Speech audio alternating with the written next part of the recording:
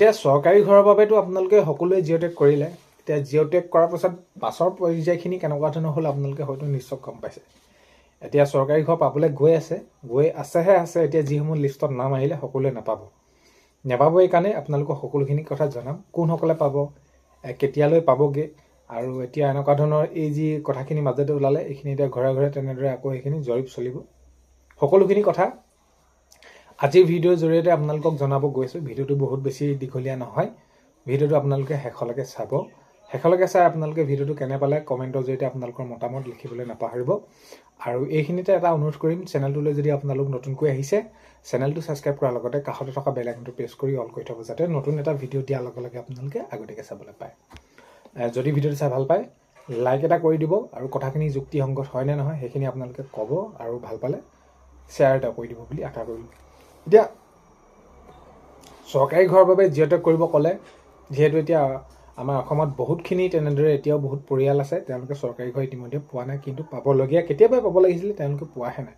আবেদন কৰি আছে, নিবেদন কৰি আছে, জাননী দিছে বা কি দৰখাস্ত দিছে, আৰু কত যে কিমান কৰিছে তেওঁলোকে পোৱাই নাই। অৱশেষত মুখ্যমন্ত্ৰী মহোদয়ে এইখিনি ক্ষেত্ৰত জনালে যে আগতে যিদৰে তেওঁলোকে সেইখিনি পঞ্চায়তৰ পৰা চিলেক্ট কৰি দিয়ে, বাছনি কৰি দিয়ে, কোনোবাই হয়তো ঘৰৰ নামত 2 টকা লয়, আৰু এইখিনি ক্ষেত্ৰত যিহেতু প্ৰত্যক্ষভাৱে দেখা নাযায়, এইখিনি মাননীয় মুখ্যমন্ত্ৰী মহোদয়ে জনালে বিচাৰ কৰিব পৰা নাযায়। সেইবাবে এইবাৰ এখন কি কৰা হ'ব, জিঅ'টেক কৰিবগৈ সখী বাইদেউসকল যাব, বা তেওঁলোকক পঞ্চায়তৰ দায়িত্ব দিব কোনোবা তেনেদৰে প্ৰতিনিধিক। তো তেনেদৰে এইখিনি ঘৰে ঘৰে জিঅ'টেক কৰিব, বা নিজেও আপোনালোকে চেল্ফ জিঅ'টেক কৰিব পাৰে। এতিয়া এইকাৰণে কৰি দিলে যে যাতে স্বচ্ছভাৱে হওক সকলোখিনি, যিসকলে পাব লাগে তেওঁলোকে প্ৰকৃততে পাওক ঘৰ, আৰু সেইবাবে এইখিনি কৰি দিলে। আৰু অকল পঞ্চায়ততে নহয়, তাৰ ব্লক পৰ্যায়তো এখন কমিটি গঠন কৰি দিয়া হ'ব ঠিক তেনেদৰে। এতিয়া কথাটো হ'ল কি, এতিয়া শেষত যেতিয়া নেকি এনেদৰে কৰি দিয়া হ'ল ঘৰে ঘৰে যেনেকৈ জিঅ'টেক কৰিবলৈ, এতিয়া মানুহবিলাকতো আমাৰ এনেকুৱা ধৰণৰ হয়, আমি ফ্ৰীকৈ পালেতো আমাকতো লাগেই, এনেকুৱা ধৰণৰ হয়েই সেইবিলাক তেনেকুৱা। তো কিছুমানৰ এনেকুৱা হ'ল তেওঁলোকৰ ঘৰটো নিজৰ টকাৰে বনাই লৈ পকাই, তেওঁলোকে ধৰি লওক চৰকাৰী ঘৰ পাবলগীয়া নহয়, তেওঁলোকৰ সকলোখিনি আছে। এতিয়া কথাটো ঘৰ গোহালিটোকে ফটো মাৰি দিবলৈ তেনেদৰে সেইখিনি দিলে, গোহালি ঘৰটো দিয়াৰ পাছত খেৰ ঘৰটোকে কাৰোবাৰ দি দিলে, কোনোবাই ভঁৰাল ঘৰটোকে দিলে। তো সেইখিনি জিঅ'টেক কৰি দিয়াৰ পাছততো তাত যিটো ফটোখন মাৰি দিব তাতহে সেইখিনি আপলোড হ'ব। তেনেদৰে আপলোড হোৱাৰ লগে লগে যিটো এপ আছে তাত তেনেদৰে যাব। পিছত এনেকুৱা ধৰণৰ খবৰ এটা ওলালে যে হয় এইখিনি ভুৱা এইখিনি যিখিনি পাবলগীয়া। এতিয়া এনেকুৱা ধৰণৰ হ'লে প্ৰকৃত যিজন হিতাধিকাৰী, যিজনে পাব লাগে, তাৰ পৰাতো তেওঁলোক বঞ্চিত হ'ব। চ' সেইবাবে এইখিনি এটা কথা যেতিয়া ওলালে তদন্ত চলিল, আৰু এতিয়া এইখিনি ক্ষেত্ৰত স্পষ্টকৈ জনাই দিছে ৰাজ্য চৰকাৰে যে ঘৰে ঘৰে আকৌ জৰীপ চলিব। এতিয়া যিখন লিষ্ট প্ৰকাশ পালে, এতিয়া ধৰি লওক লিষ্টৰ অনুযায়ীহে তেনেদৰে ঘৰবিলাক কোনসকলে পাব নাপাব এনেকুৱা ধৰণৰ হৈছে। প্ৰকাশ পালে আকৌ এতিয়া ঘৰে ঘৰে জৰীপ চলিব, সকলোখিনি চাব।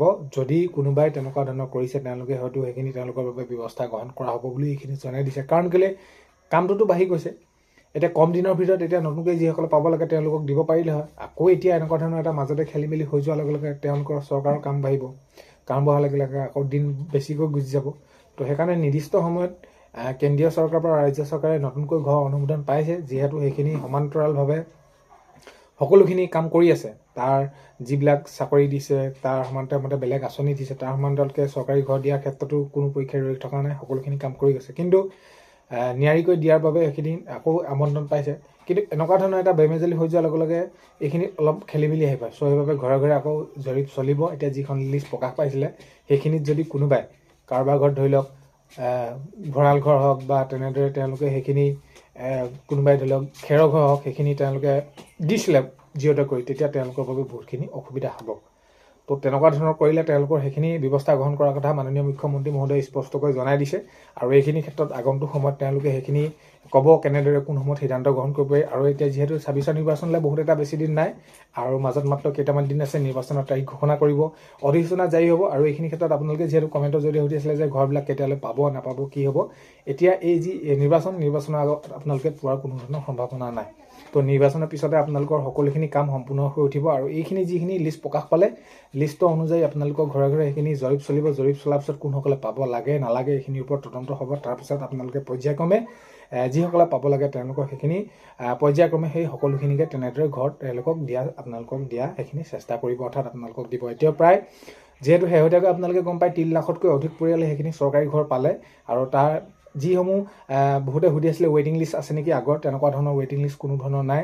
আগৰ যিসমূহে তেনেদৰে আবেদন কৰিছিলে তাৰ পিছৰ পৰ্যায়ত এই 3 লাখতকৈ অধিক যি পৰিয়ালে ঘৰ পালে এইখিনি ৱেইটিং লিষ্টত থকা, নতুনকৈ এতিয়া যিসকলে জিঅ'টেক কৰিছিলে তাত কোনো ধৰণৰ এতিয়ালৈকে তেনেদৰে দিয়া আৰম্ভ কৰা হোৱা নাই। প্ৰথম পৰ্যায়ৰ পৰা তেনেদৰে আৰম্ভ কৰিব আৰু আৰম্ভ কৰিয়ে এই নিৰ্বাচনৰ পিছৰ পৰ্যায়ৰ পৰা আপোনালোকে ঘৰ পোৱাৰ সম্ভাৱনা আছে মানে আপোনালোকৰ এইখিনি কাম কাৰ্যকৰী হ'ব। আৰু যিহেতু এতিয়া ইমান তৎকালীনভাৱে এইকেইদিনৰ ভিতৰতে এমাহৰ ভিতৰতে হৈ নুঠে, কাৰণ কেলৈ এইখিনি আকৌ ঘৰে ঘৰে জৰি চলা কাম আহি পৰিলে, যিহেতু এইখিনি মাজতে এটা বেমেজালিৰ সৃষ্টি হ'ল। চ' সেইবাবে আপোনালোকৰ এইখিনি পোৱাত অলপ পলম হ'ব। চ' এইখিনিয়ে জনাবলগীয়া আছিলে। আৰু যিহেতু মই সেইখিনিয়ে কৈছোঁ লিষ্টখনৰ ক্ষেত্ৰত, লিষ্টখনত যিসমূহ আছিলে যিসকলে এনেকুৱা ধৰণৰ কৰিছিলে, গোহালি হওক বা কোনোবা খেৰ হওক এনেকুৱা ধৰণৰ ফটো মাৰি দিছিলে, তেনেহ'লে তেওঁলোকে সেইখিনি বাদ পৰিব তেওঁলোকৰ। চ' এইখিনি জনালে ভিডিঅ'টো শেষলৈকে চোৱাৰ বাবে বহুতেই বেছি ধন্যবাদ। ভিডিঅ'ৰ আপোনালোকক প্ৰথমতে কোৱাৰ দৰে চেনেলটোলৈ যদি আপোনালোক নতুনকৈ আহিছে ছাবস্ক্ৰাইব কৰাৰ লগতে কাষতে থকা বেল আইকনটো প্ৰেছ কৰি অল কৰি থ'ব, যাতে নতুন এটা ভিডিঅ' দিয়াৰ লগে লগে আপোনালোকে আগতীয়াকৈ চাবলৈ পায়। অন্য এটা ভিডিঅ' এতিয়া লগ পোৱা খাৰে আজিলৈ মানে